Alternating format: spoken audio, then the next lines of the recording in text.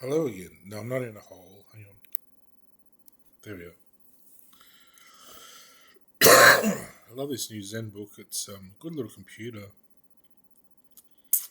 Um, I don't know if it was hacking that caused it or not, but the Bluetooth wouldn't work connecting to my stereo. That's the only thing I really had problem with. But I uninstalled the audio drivers and got the updates from the website, and then it worked. I had to uninstall them first to get the updates. Otherwise, it wouldn't let me get them. It just let me get this software package that didn't really relate to it. So, but that's what fixed it. Um,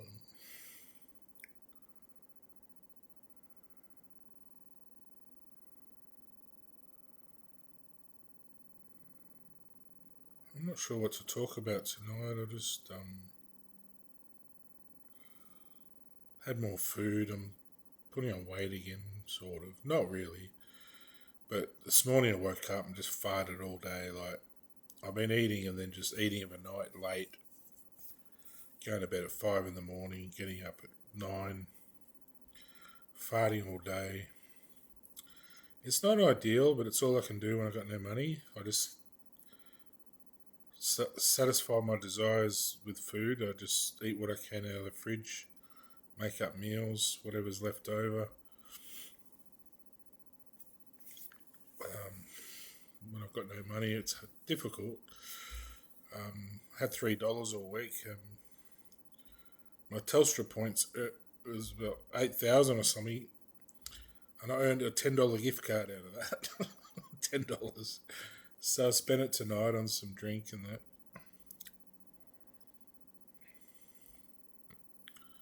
My dad lent me a bit of money, helped me through just getting some groceries, some food.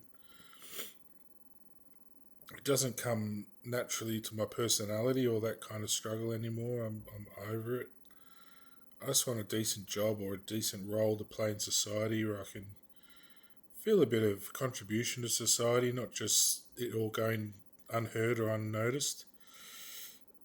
I want to feel like people notice my contribution, not just getting it all wasted and someone else getting the credit for it or something. You know, I don't ask a lot. People say to put Jesus at the top. Jesus is the top. He's the highest. He's the world. He's the power. He's the all my life I've been receiving these prayers and blessings, and um, it's nice, but it's put me through a tremendous amount of suffering and stigma. And you don't really pray to a person. You don't ask from a person who's not crowned a king. If I was crowned a king, fine, you could pray to me and I could give you what you need. But I don't have anything for anyone. I've just got my own personal belongings, and you can pray to God if you want. I've answered a lot of prayers and sacrificed my happiness and my life for the sake of others, but I can't keep doing that forever. And you got to just give it up after a while. Give me a rest from the constant sort of stigma or whatever you're trying to send. I don't want to hear your prayers anymore. I don't want to hear prayers. Pray to God. Pray to the God in your own world. Don't pray to mine. Um, like if you do, just do it silently. Don't pray bad, evil thoughts. Nothing will change if you're just upsetting me. Nothing will change if you're um, offending me. I'm not going to bless you or if you're pissing me off, am I? So I can't be more blunt than that. Just keep your thoughts to yourself. Go about your day. Put your thoughts to good use about the future. Think of the future. Put your thoughts and your prayers to the future, because there's an energy out there that will receive that and create your destiny. So I'm doing that for myself, and I created my destiny. It's already there. It's almost like I don't really like explaining all this stuff because people don't really understand it. I assume they'll understand it, but I know they don't. But it's almost like my whole destiny is there ahead of me. My whole story, my whole goals in life. But unfortunately, there's been no marriage on earth between sort of lamb and his bride, or whatever is expected. This person, demigod or a god and his soulmate, or his god and his bride, or the person who represents Earth to receive heaven, which is just peace on Earth. So whatever sort of prevented that, someone sort of got in the way of my getting married, and it wouldn't have just been exactly peaceful and perfect the whole way. It would have been a rocky road of all sorts of struggles, and it would have been the life I lived, but with the partner. So if I had gone to that rave party, my wife would have gone and probably sat with me and talked to me about things that happened, and I might have gone through this whole experience more pleasantly with nurturing, and not just felt so alone. So it may never have happened this way. It may happen just differently, more romantically, and more of a exciting journey than just me romancing myself. But it's still, my life would have been much the same. I've always made good choices, so that's led me here. So where I am with the whole world ahead of me, and I've created it all, and it's out there being created for myself to enjoy, and I'm sort of just waiting on this whole other world sort of to, either to pass away or marry me. It's the thing that's in the way of me enjoying my happiness. Um, you know, it might take 1,000 years. I mean, I don't know how long it will take before heaven and earth are united and married, and we can enjoy all these dreams that are out there being created for us. And maybe it'll take that long for them all to sort of come into fruition, to be totally complete. And maybe there is a reason I wasn't married young, and maybe I'm supposed to be married now after I've sort of got through all the hurdles and all the preparation and stuff. Be nice to meet someone anyway. Just, this doesn't have to be all serious. I'm a whole lot of fun when you get to know me, and I probably, once I'm groomed and sort of feeling better, I won't be such a douchebag, a bit of a knob. I'll be more of a gentleman, more of a interesting person to be around. Just talk interesting talk, and be together and walk the walk and talk the talk. You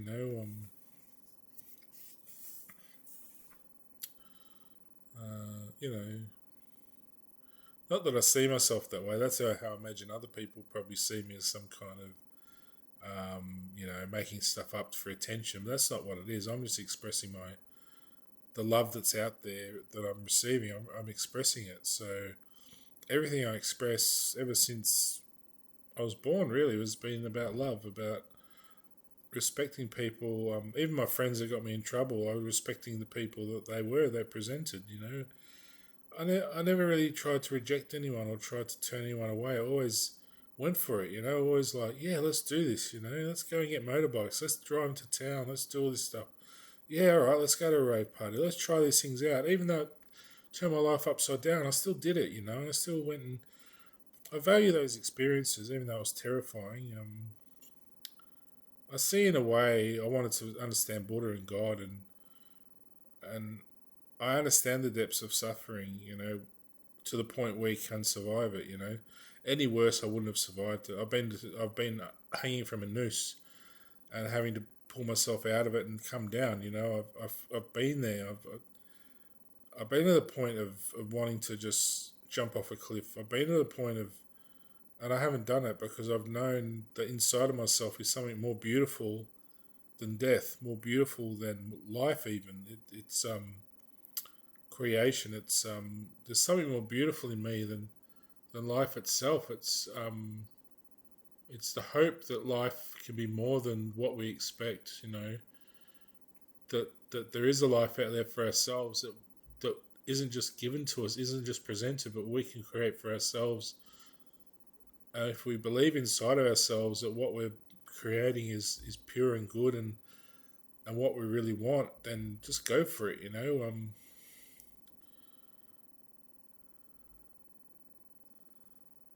And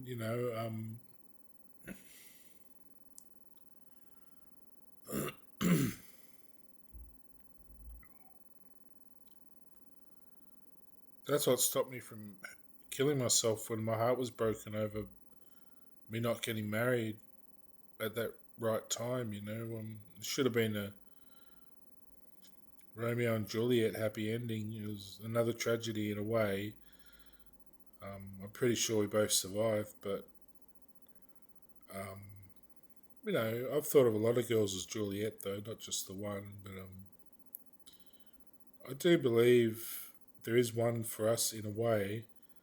But I know women don't like feeling that pressure to be the one for someone. They like to feel that there's options, horizons, that we don't know everything every minute. That maybe my wife will come in some other form somewhere else, and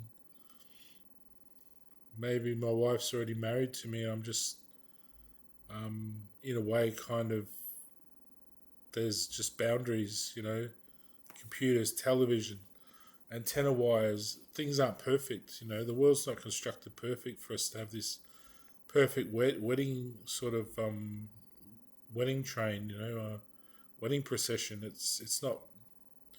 There's pebbles in the way, and they're brushing away. There's, you know, the rabbits aren't happy. They can't run out and greet us. There's things wrong, and it really is just a wedding, a marriage, because then you can live out all your fantasies and excuse me, and you have the permission, the right to do so, because through your wife is a connection to other women and other people, and even through her marrying you is a connection to you and the other people in your life, and it's sort of like a bond of trust that you create getting married that way. As a lot of us know, as soon as someone gets laid or gives their heart to someone, generally their life changes for the better, generally, unless they get their heart broken again or some tragedy happens or they're deceived. Or I think the heart knows when it's deceived. A lot of people will take on the warrior role and they battle on and they become all these things, porn stars, and really at heart I think they just want their sweetheart holding their hand and walking around the garden, enjoying the sights. And um, I may be wrong. Maybe they just want to be pinned down and fucked. At times that's fine. I just think all the time it's exhausting thinking about it. All that sex going on, and I don't want to think about it all. It's too much. I also want to think about my four walls and being here intimately with my partner. And that's why I make it nice. Hopefully, someone might want to come live here for a while till we can get a better place. I don't think I'll set up my theatre here. I think I'll keep this TV here and this couch, and I'm content here with what I've got. I think I'm content. I just want to fix my car really. I focus on fixing my car this week. Get it registered and just have my two cars. I wish I had my ute. I wish I had all three. That's all I wanted. Just my three cars: my ute, my four-wheel drive, and my sportsy sort of car turbo. But I don't have a garage. I don't have a home for it. It's like having kids you can't look after, and it's almost like I had to give one away. It's like he grew up. I had to pass him on. I couldn't look after him. I didn't have the money to repair him or do him up, or he needed a whole makeover. My ute, the memories I had in that car, just you couldn't top them really. They were treasured memories. Waking up in the snow in the back of it with the black cover over me, waking up and brushing, this much snow off the top of it, and just feeling cold but safe in the back and snuggled up in my doona, and it was like being held by a parent or something. It's like, and then I get in the car, I was like, let's go, and I talked to him, and I gave that name Bumblebee because of the movie. It could be anyone really, just some kind of they call him Allspark or whatever you want to call it. I suppose Allspark's just the encompassing sort of life force, isn't it? Sort of G-force. I suppose you think of him as the Go-Go Gadget Mobile. I wanted to totally pull out all the back and have a ute with a spar in the back that had like jello in it, so water would splash around, but jello would probably wriggle and you could slide into it and have a warm, bubbly spa. Once it warmed up, it would go all sort of smooth, and it wouldn't be watery, but it'd be thinner, and then it'd gel up as it cooled off. And that was my plan. Like, I just didn't have any money. I wanted to communicate with him. I was going to build a communicator. I did a little video. I don't know if anyone saw it or tried to do the same thing, but I had a theory that that there's certain channels that you can pick up, and somehow you can communicate with your car and it's their life force or something. I never got to do that, and I had to give him up. And look,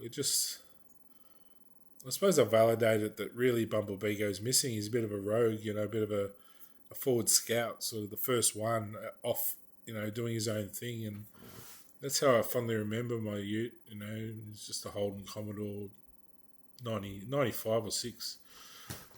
Just a ute, I think it's an SVS, special VS, special version VS or something. I don't know what the special means. Probably just a 2-door sort of. I did want a 4-door with the tray, but I couldn't afford that. It was a bit more. It was 15,000 or something. I paid about 7,000. It was a lot at the time, and the guy sort of gave me a discount because I said, "Is that the market value?" And I think he was a bit upset. I think he broke a few things on it when I got it. That's a bit cruel, Just give someone the car. Give them a good time, Life's hard enough. I try and give people a good time all the time. I'm always trying to boost them up, give them a good time, Life's too short to fuck around and make misery. So much of it. Why continue the misery? I put me pretty pictures on the wall to remind me where I've been, and it cheers me up. Even though the times I drew these pictures, I sort of. Well, I was all right, but I was just a bit lost, didn't know what I was doing myself. I suppose I still am a bit.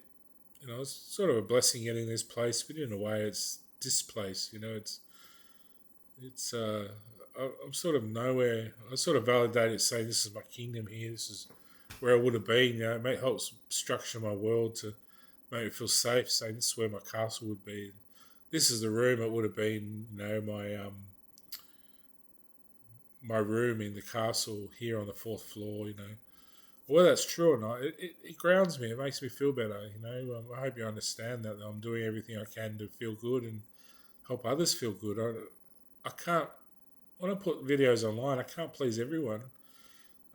If people are watching it, I hope someone is, I hope someone gets something out of it, even though I don't get much response. I hope someone's out there enjoying it, and getting inspired to feel like they can construct their future, that they're allowed to, that they can't be pinned down and told what to do by the government, to sit and suffer and be hurt and be ignored and be prosecuted and blamed and all these horrible negative things that the government, these different armed forces and all these people just pin upon us, and we should be out there like gummy bears, jumping around, having fun, drinking juice, and that's where we should be,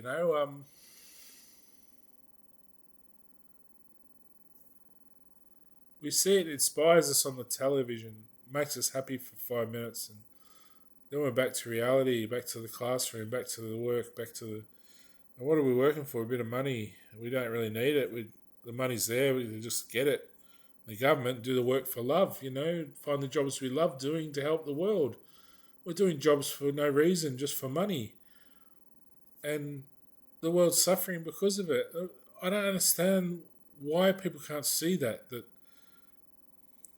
it's not socialist, it's not any sort of ist or ism or any other bullshit word. It's reality, it's truth. It's sanity to think that way, to take care of people. We've all been here forever, and we're going to be here forever. Let's make the place nice. We're living in boxes that we fucking resent. And people come over and say, "What are you complaining about? Look at what we're living in." We'll fix your fucking world up and do something about it. Plant some fucking trees and go and make some nice homes. And quit trying to blow up your fucking worlds and coming over blaming us for it, that we made a nice world for ourselves and resenting us for doing that, and trying to ruin our fucking streetscapes and debilitate or, derelict all our buildings, and drive business away and blasting your stupid cars around, trying to upset everything. There's animals out there trying to nest of a night, trying to get by too, looking after their children. They've got little children to look after and they're trying to find mates amongst it all. Have a bit of sanity for them as well, they're residents here as well. There's noise limits for a reason.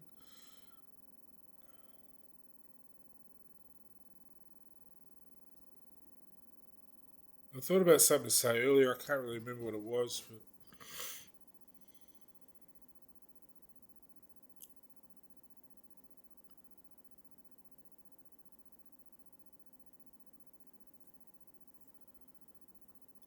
I hang my cross.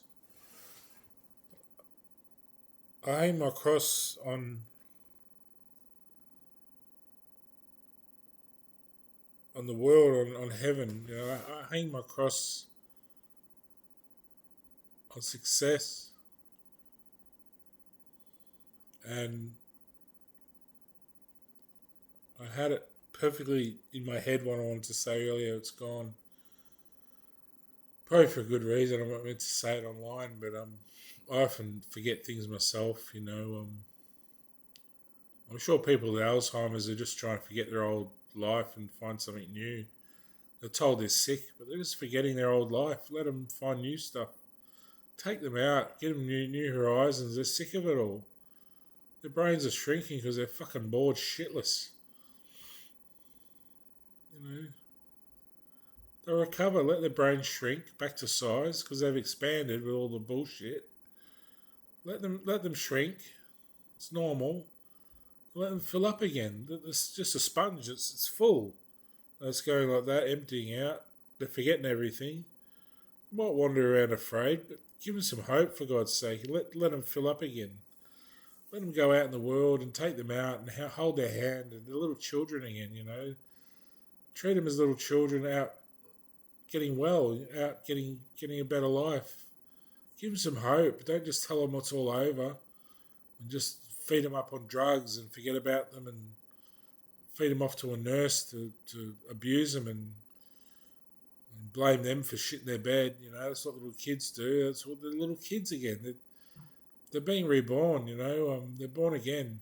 So give all these people with Alzheimer's a bit of hope.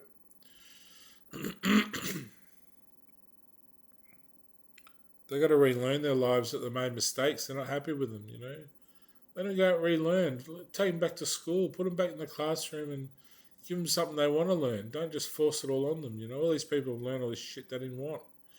Been forced upon them, and they live lives they've resented and they just want it gone. And stop blaming the human body for being human. Just trust in it and trust that it knows what it's doing and give it some hope, give it some faith and give it some love and give it what it needs, Give it all the sex it needs and all the love and all the joy and all the happiness and all the pleasure.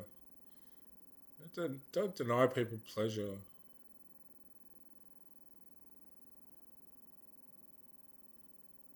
You know?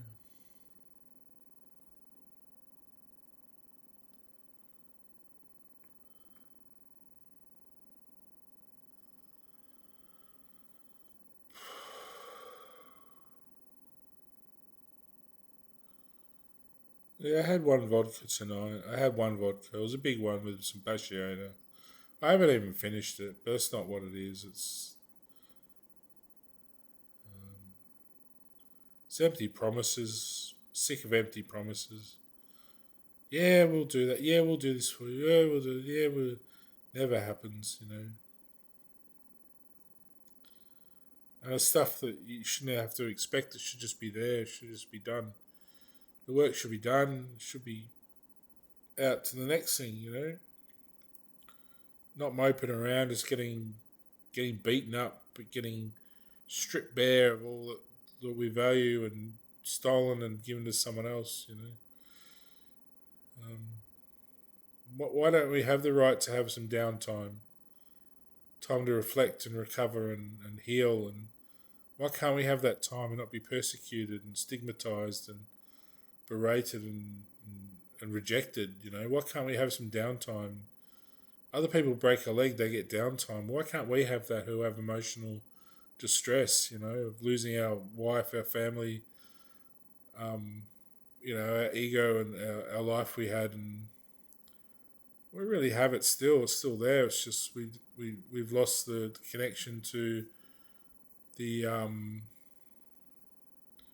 not the reality. It's still there, but just the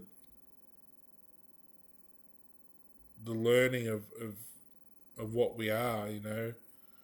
We we thought we were something, and all of a sudden we realized we're spiritual as well. It's part of learning. It's part of becoming closer to the possibility that we can become more than human, and that's a reality too. Why is that rejected, that we can become more than human? Haven't we done that in the past, become more than animals and become more than insects and become more than amoeba and more than dirt and more than matter and more than energy? And where are we going? Where are we growing? Why can't we be accepted? I can't bring my world to earth because it's not accepted. If I brought the world out there I've created to earth for you to see, I know you probably don't want me to, but it's going to happen. You would just like absolutely shit yourselves, to know that I've been out there doing all that stuff and without you knowing, and because you didn't accept me, you didn't love me, you didn't marry me, and I don't really want it that way. I don't want to come down and make a big trumpet sound and blow the world up, and um, I just want to be embraced and have a fanfare. Drive my spaceship down the street and have people waving flags, not waving guns, not waving cannons to blow me up.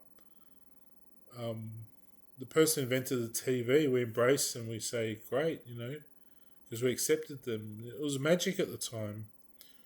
Those people probably naysayers saying, this is bad, this is evil, what are we doing? Say I create an X-Wing and fly it down, what are you going to do? Shoot guns at me because you didn't expect it, You don't believe me though, do you? And why not? If I've grown the size of a cosmos and my body is the size of a grain of sand, and I have the energy to lift that body in the air with that power of 10 kilos, 10 billion mega suns and planets and the whole cosmos aligning to lift me up and fly me out to space to pick up my spaceship. And I've studied everything all my life. I'm an expert at everything. And I can't show you that because you don't believe me. I tell you things, you don't believe me. You reject. You want to be the one who's done it, but you aren't. You want to be the famous ones. You want to be the special ones. You want to be the ones that takes that from me, all my work, all through history. You want to take that and say it's yours when it's not.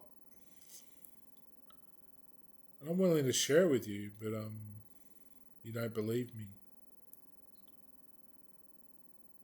You believe a dead corpse from 2,000 years ago is going to resurrect you and fly you to space for no reason and fly up to the heavens and you'll sit up there with angels. And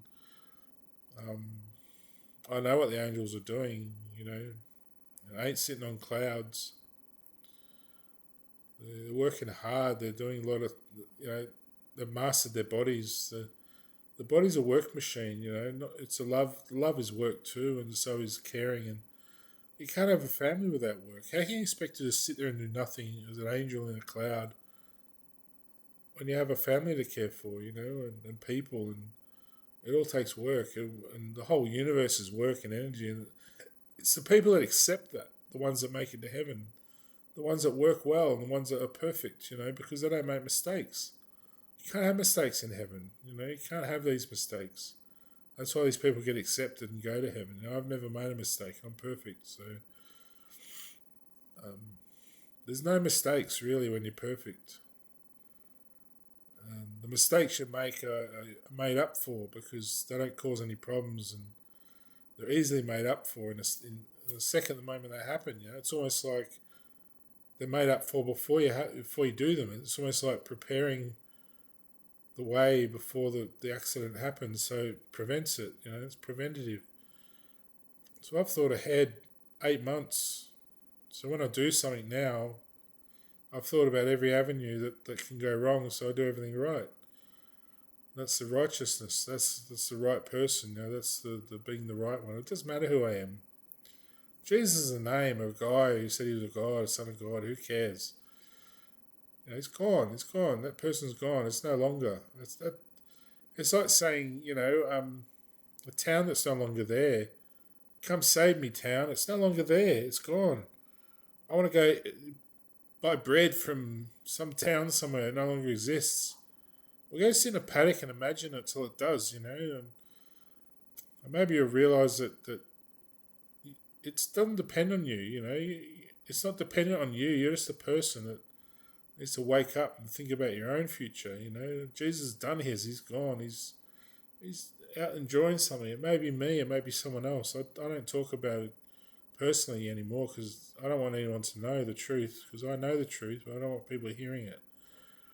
They should find out for themselves. I don't want to tell them because they've rejected me and they don't believe it. I'm not going to harp on about it and tell everyone what I think it is and have them just laughing and rejecting it and then watch them die. And I don't want to laugh about that because that's someone's life that was wasted because they didn't listen, There's an old way of saying it. Those who have ears, let them hear. It's just saying, listen and believe, Those who have eyes, let them see. Believe what you can see. Believe what's there. If you see it in your mind, it probably exists, If you can think of it, it probably can exist. And that's what got me there, believing that anything is possible, It may not be the way you think it is. It may not happen the way you think it is, but it'll happen some way, in some way, shape or form, because not everything just happens like magic, poof, and it exists. There are processes in the universe which create things, and anything really is possible when you believe in those processes and those constructions and how things work. Once you see the whole universe in totality, you know what it is, and it's eternal and it will never end. You can sit and rest. You can say, right, I've done it all, I just feel sorry for those who don't believe that that's possible, that really the world's finite and it's going to blow up or something, and there's no reason for life, and we just don't exist for any reason. I've proven to myself that I do exist for a reason. I want to exist for a reason. And there is no nihilist view. There is no cause for there is no pessimistic view of the world. It is positive. It is a good thing. It is, and a lot of these words are real and they're true, that are written in these books like the Bible and other early texts. They're written by good people that weren't distracted by TV, weren't distracted by depravity and all these other things that keep people from seeing the truth, There's room for depravity. I've been Marquis de Sade. I did all that sort of stuff back then.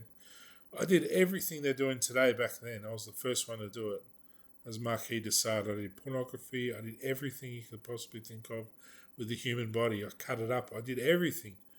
Everything. I pulled eyeballs out and everything. I wanted to do everything I could do to a woman's body, and I paved the way for everyone to do all sorts of things. I'm a pioneer. I do all that stuff first, and I perfect it. I make it perfect, and then other people walk in my footsteps. And they're judged by the way I do things. They're judged by my work. That my work's perfect, and they're judged according to that. I'm confident in that that's true.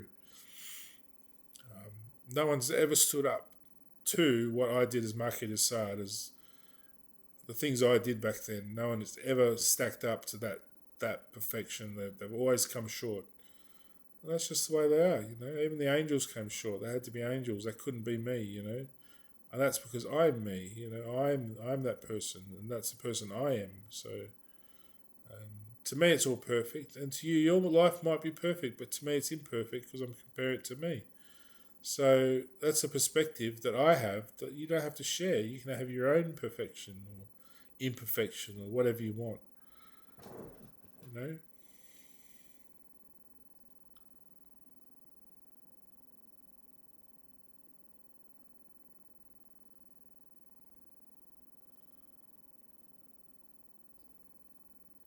and my cross I hold, and I hang on the world. Kind of don't want to tell anyone. I'm shrouding it from myself. I don't want to say what it is. Said it earlier. I didn't want anyone to hear really, but I kind of do, but I kind of don't. But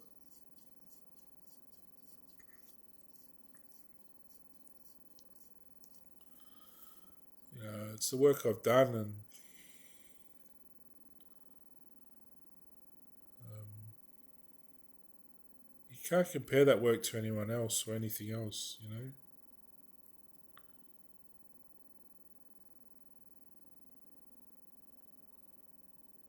I think of all the things I've invented,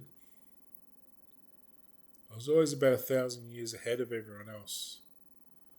They'd follow up. They make different, better paper. They do their craft. They make it a bit nicer, a bit better, and sometimes the better was a bit worse. The original was nicer. And my original paper was beautiful. And my original quills, my original pens, and the Shakespeare and Hemingway and all the other people I was or I were.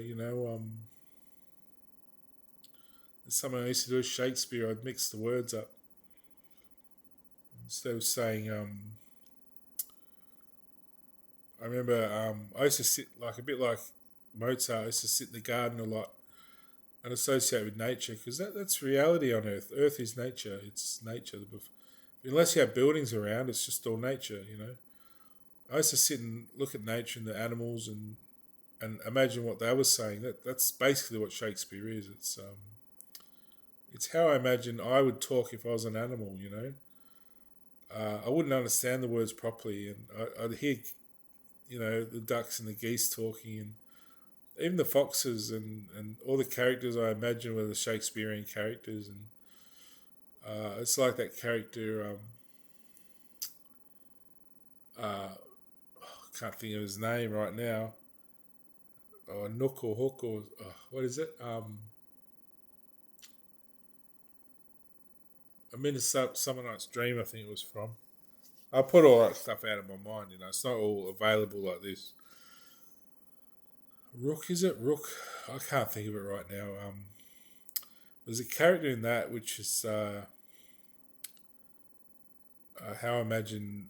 I had all sorts of animals like exotic animals and as Shakespeare because I was the person who I basically Shakespeare settled England and we sort of drove the native people out of England and that's what you did back then. If the native people didn't conform, you drove them out. We had the right to. We had privileges. We had standards to uphold. We had land to find and settle and mine, and we had to get all the resources, and we had to build things. We had a whole population of people to look after. When I was Shakespeare, and I had a different name, of course. I was Hemingway, but as Shakespeare writing all those stories, as Hemingway, I wrote every story there was back then, and then I wrote them again as Charles Dickens. I wrote both. I wrote them again and again and again and again, almost perfecting them. Hemingway was very much raw, very raw, and Shakespeare was almost too poetic or too inaccessible for most people. So Charles Dickens was where I really perfected my craft, and um, this lifetime I didn't have a lot to talk about. My life wasn't very rich because I didn't have love. I didn't have my girlfriend, and for some reason I don't know why I never married. So my heart never opened. I never blossomed. I'm still a stone. How can a stone write poetry? It's just like Shakespeare, I was revered by the entire country. That I was some kind of pioneering sort of force. I was a force. I used to call me, tour de force. And I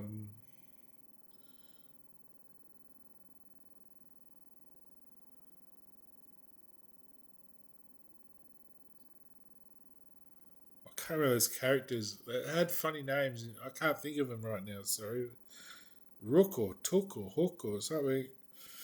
But I remember seeing the whole scene, all these animals playing, and I was imagining everything they were saying around a garden or something, and my wife was sleeping, and that's why I wrote Midsummer Night's Dream about my wife dreaming, and I could see her on the water floating, and I'd imagine her places doing things. And you can analyze it to death. You'll find faults and failings, and that's life. You'll see miss. Um, I'm a fluid. I'm not angular anymore. I'm a fluid. So you can relate those books to things I'm saying and pick it to bits. I don't care. I know who I was, the most famous person in history. Always, I always was. This lifetime, I didn't want to be famous. I'd had enough. I just wanted to go to heaven. I knew you couldn't be famous and go to heaven. It doesn't work. You attract too many people who aren't worthy, and they pull you back. So I went to heaven just happily. It's a mountain to bring the rest of the world to heaven when they don't really want to be there. They don't believe in it.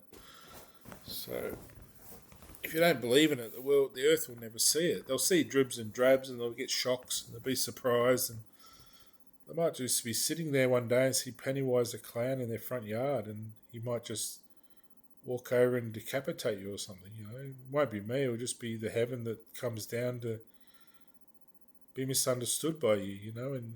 And it won't want you. It'll take your head.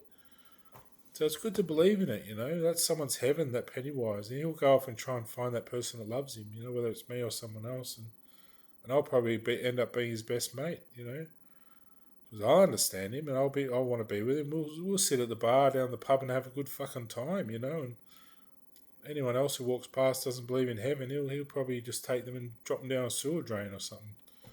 That's what heaven's like. It's fearless. It's pure judgment. It doesn't.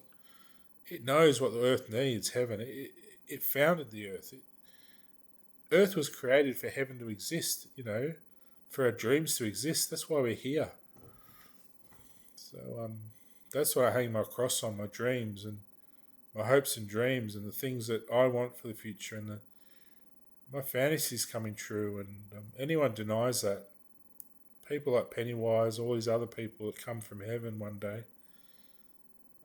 That's why the devil and Satan went to heaven. They went to heaven to create all this stuff for you to enjoy. And I'll sit there one day at a bar, and I'll be Jesus, gown in my white gown, and the devil will be sitting there looking like a devil, and Satan will be sitting there dressed in black, smoking a cigarette or something, with his shades on and his barb, dagger teeth. And we'll just be sitting there having a steak, having a good time. Because I don't judge them. I don't see anything wrong with the way they look. I love how they look. I love that they don't look like me. They don't have to look like me. They don't have to look good and holy and everything. They can just look beautiful how they are. I think there's nothing more beautiful than the form of the devil. It looks nothing like me. It's the opposite. I love that. And that's why I took him to heaven. He did nothing wrong. He just persecuted how he looked. Sort of a lizard-looking red thing. A lizard sort of monster. There's nothing wrong with that. Look, we love lizards and we love fish, and they're all weird-looking bloody things, but they're beautiful creatures. And until we understand that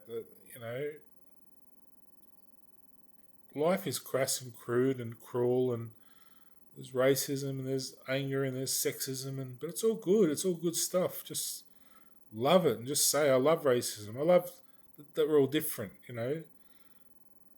In a way, the devil's a different race than me.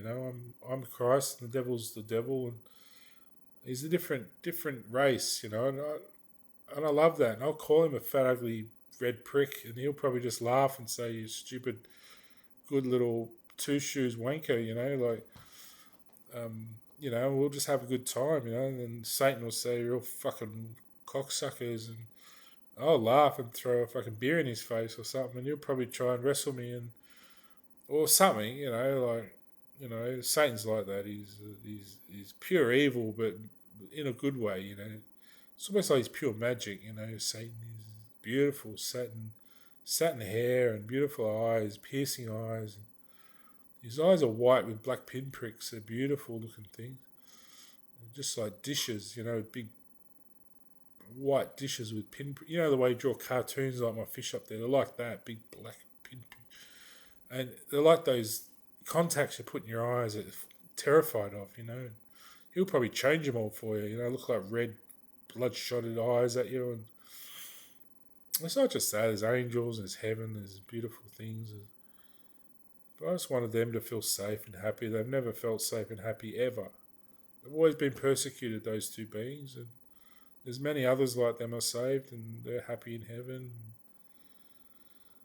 They're doing their thing, The devil sometimes wears clothes. He might walk around naked. That's just what he's like. He'll probably wave his little tail at you, barb you in the head and ship you off to hell, It's just what he likes doing, that's his right. He's in heaven, but he commands hell, that's his role to throw the judged into hell and torment them till they're better, It's like putting them in a sick bed and saying, get well, And he's done that, being persecuted forever, So I gave him a rest. That's what I hang my cross on, my work, not the past. I hang it on as a good thing to look at in the future,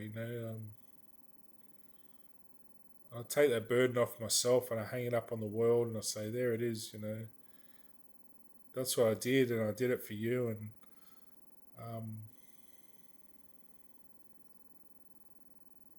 anyone who denies that or doesn't understand it or doesn't believe in it or doesn't respect that, they can go jump, I'm not nice to those sort of people who aren't really nice to me.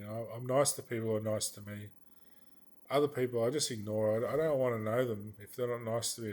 If you're not going to do a good job in my car, I'll go somewhere else. I don't want to bother with all that shit. People a break, life's hard enough, like I said,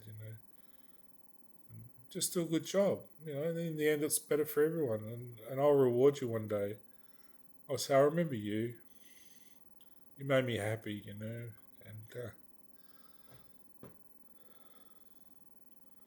here's a spaceship, go have fun, go out of space. Go to this planet, I built this for you, It's all there for you. Everything you wanted in that planet is there. You can have a whole system just because you cheered me up that day, and I remember everything you've ever done to me and all the good things you did for me, and